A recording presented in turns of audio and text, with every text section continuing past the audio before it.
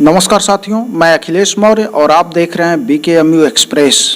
इस समय जो ठंडी का समय है उसमें जो गर्मी बढ़ाया हुआ है, उत्तर प्रदेश विधानसभा का चुनाव, उसमें हम बातचीत करते हैं कुछ ऐसे ग्रामीणों से, कुछ ऐसे संभ्रांत जन से जिनसे जानते हैं कि वो इस उत्तर प्रदेश में किसकी सरकार अब की बार चाहते हैं, क्या स्थितियां हैं वर्तमान सरकार की और आगे जो नई सरकार बनने वाली है उसके विषय में क्या सोच है लोगों की, कैसा सोचते हैं, कैसा जानते हैं और किस तरह की सरकार बनाना चाहते हैं, कौन इस बार प्रिय नेता बनकर के 2022 के कुर्सी पर बैठेगा, इन सारी स्थितियों को लेकर के हम बातचीत करते हैं। महोदय, बहुत बहुत स्वागत है आपका हमारे चैनल पर। धन्यवाद।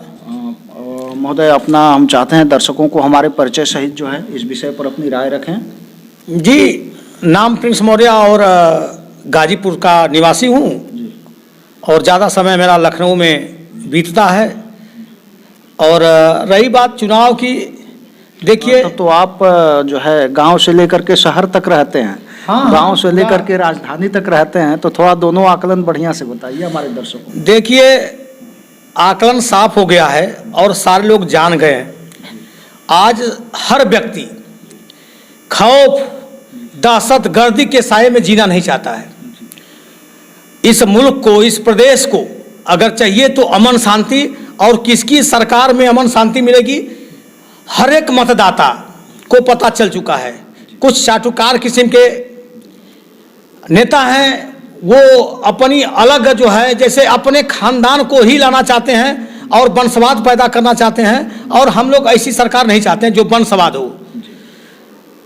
हम लोग निष्पक्ष चुनाव में हिस्सा लेने की हिम्मत रखते हैं और ऐसे एक पारदर्शी नियत से हम लोग सरकार बनाना चाहते हैं या सरकार बनते देखना चाहते हैं, या मत देंगे उसी सरकार को जो अब तक अमन चैन की नींद से हमको सुलाया है, न कि दहशतगर्दी के खौफ में। आज अराजकता कम हुई है और उत्तर प्रदेश में कोई ऐसा भी हिंदू मुस्लिम राइट नहीं हुआ, और ना ही उत्तर प्रदेश को इस तरह का कोई ऐसा माहौल पैदा हुआ जिससे लोग दहशतगर्दी या खौफ के साये में जिए। आज अगर अमन चैन की जिंदगी लोग जी रहे हैं और किसान भी अपना ढंग से काम कर रहा है। मैं छोटी भी थे और उनके शिष्य भी थे। आनंद ने कहा, गुरुजी देख नहीं रहे, ये गाली दे रहा है। आप तो ये मुस्कुरा रहे थे बुद्ध जी, फिर आगे गए तो फिर कुछ लोग गाली दे रहे थे कि ये विश्व में प्रचार करेगा बुद्ध धर्म, बौद्ध धर्म का। फिर गाली देने लगे, फिर कहे उन्होंने। तीसरी बार जब हुआ तो उन्होंने कहा कि यार देने दो ना, दे रहा ना, हमको लेने में क्या दिक्कत है। और जब हम लेंगे नहीं उसको तो पुनः उसी के पास चला जाएगा। तो पागल आदमी गाली देगा, और उसके लिए मैं जनता से कहूंगा कि वो कई लोग ऐसे कहे कि यार भाजपा के लोगों को कह रहा है कि गाली देंगे, जहां देखो जूता से मारो, हेन तेन, वो हर मंच पे अगले को गाली देता है। अच्छा बताइए, एक समझदार व्यक्ति ऐसा कर सकता है क्या? समझदार व्यक्ति अभी अपने जो है बाप को करा ये मेरा बाप है, और फिर करा कि ये साला दोगला है। अभी करा कि मेरा बाप है, सगा बाप है, और फिर दोगला है। तो दोगला कौन है वो तो समझना ही पड़ेगा ना। अपने स्वार्थ के लिए किसी को अपशब्द कर देना। इस मंच पे आप भी देख रहे हैं कि जब भाजपा में आया तो बसपा और सपा को क्या क्या नहीं कहा। यहां तक कि मैं कई ऐसा वीडियो देखा, एक वीडियो में देखा तो करा कि जो जे अपने माई बाप का भाई बहन से घाट करी उस सपा की ओर दी। ऐसा सुने होंगे आपने भी। अब सोचिए कि फिर वो जाकर के सपा की बीन बजा रहा है। कितना अच्छा है आदमी, है पागल है कि नहीं है? ठीक है, आप किसी पार्टी में जाओ, सियासत है, लड़ो, लेकिन समाज की बात ना करो कि मैं समाज के हित की बात कर रहा हूं। समाज के साथ गद्दारी करने की बात कर रहा हूं। स्वामी प्रसाद जी, इसीलिए लोग भाग रहे हैं कि हमको टिकट मिले, हमारे बेटे को मिले, हमारे बेटी को मिले, हमारी बहू को मिले, हम पूरा राज करें। भारत की जनता अपने पे शासन करवाने के लिए, तो फिर ये लोकतंत्र क्यों बना है? जब वंशवाद करना तो फिर राजा हो जाओ तुम, साले तुम राजा, तुम ही राज करो। जब वंशवाद करना है कि राजा का ही बेटा राजा बनेगा, विधायक का बेटा ही विधायक बनेगा, तो फिर लोकतंत्र क्या? लोकतंत्र की परिभाषा उसे पता ही नहीं है। जिस दिन लोकतंत्र की परिभाषा जान जाएगा, और तो पागल आदमी है, उसको क्या पता है। जनता का जनता पर जनता द्वारा शासन, ये लोकतंत्र की परिभाषा है। और एक प्रतिनिधि अपना ऐसा भी बनाएगा जो नेतृत्व करता, नेता मतलब नेतृत्व करे। ये लोग, अच्छा ये बताइए, बसपा में थे, कौन सा भला कर दिए कुशवाहों का कि कुशवाहा समाज उनके साथ जाएगा। एक बार तो उनको मंत्री पद मिला था ना, कितने कुशवाहों से मिले, कितने कुशवाहों का नाम जानते हैं। वो मूर्ख बना रहे हैं और जनता इनके चक्कर में, यानी हमारा समाज तो नहीं आ रहा है। हम कहीं भी जाके पूछिए, एक दो किसी के दबाव में भले आ जाए, लेकिन इनके साथ कोई है नहीं। तो आप लोग क्या निर्णय ले रहे हैं इस बार? पिछली बार तो आपने सरकार बनाई, आपने एक उप मुख्यमंत्री भी दिए, इस बार क्या निर्णय ले रहे हैं? कुछ पत्ते नहीं खोल रहे हैं आप? नहीं नहीं, हमारा कुशवाहा समाज बीजेपी के साथ था, है, रहेगा। क्योंकि कुशवाहा समाज को अमन चैन की शांति, दहशतगर्दी में नहीं जीना है। हमारा समाज, हमारे समाज में देखे होंगे अपराधी कम होते हैं। कभी पता करिएगा कि पूरे प्रदेश में एक आठ हो या नहीं भी है। हमारा समाज साफ सुथरी जिंदगी जीना चाहता है और ऐसे लोगों के साथ रहना चाहता है जो साफ सुथरी जिंदगी, ऐसे अपना नेता भी चुनता है जो साफ सुथरी सत्ता को दें।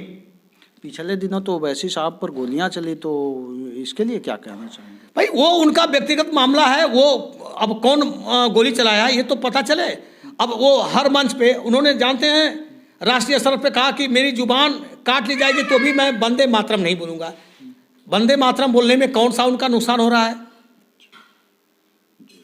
अब वंदे मातरम, यानी वो भारत में रहते हैं ना, पाकिस्तान में तो रहते नहीं है।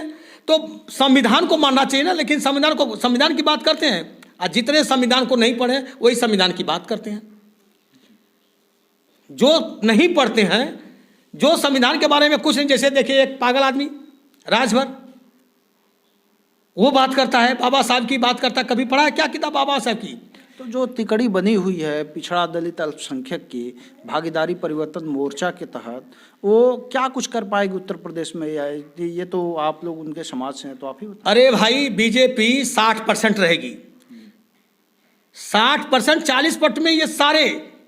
अरे आप सुना होगा आपने कि बाटुर जोगी मठ उजार, ये मठ उजार करने का काम कर रहे हैं।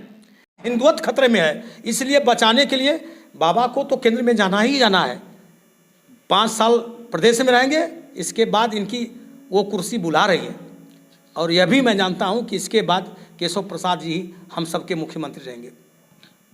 बहुत बहुत धन्यवाद। इस तरह से हम बातचीत कर रहे थे प्रिंस मौर्य जी से, जिनका कहना है कि बचपन से और पूर्व की पीढ़ी से इनका परिवार जो है जनसंघ से भी जुड़ाव रहा और भाजपाई भी हैं। ये भाजपा के पक्ष में अपनी बातें रख रहे थे और साथ ही समाज के विषय में भी अपनी बातों को रख रहे थे, बता रहे थे लोगों की क्या सोच है। साथ ही जहां गांव में रहते हैं वहीं लखनऊ में भी इनका कारोबार है, तो वहां भी रहते हैं।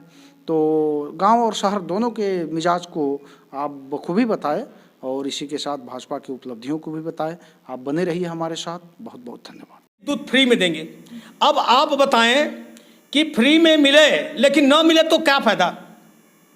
भले ही दाम लगे, लेकिन आज जो है किसान, अब मृत्यु में संख्या किसानों की कम हुई है। जब रात में किसान गेहूं में पानी डालता है, इस सर्दी के मौसम में तो सर्दी से मर जाता था। अचानक नहीं, ये अक्सर ऐसी घटनाएं होती थी कि हर 2 गांव के बाद एक आदमी को ठंडी लगी, मर गया। केवल किसान बिजली के अभाव में रात में पानी देता था, क्योंकि रात में 1-2 घंटा किसी तरह से बिजली मिल गई।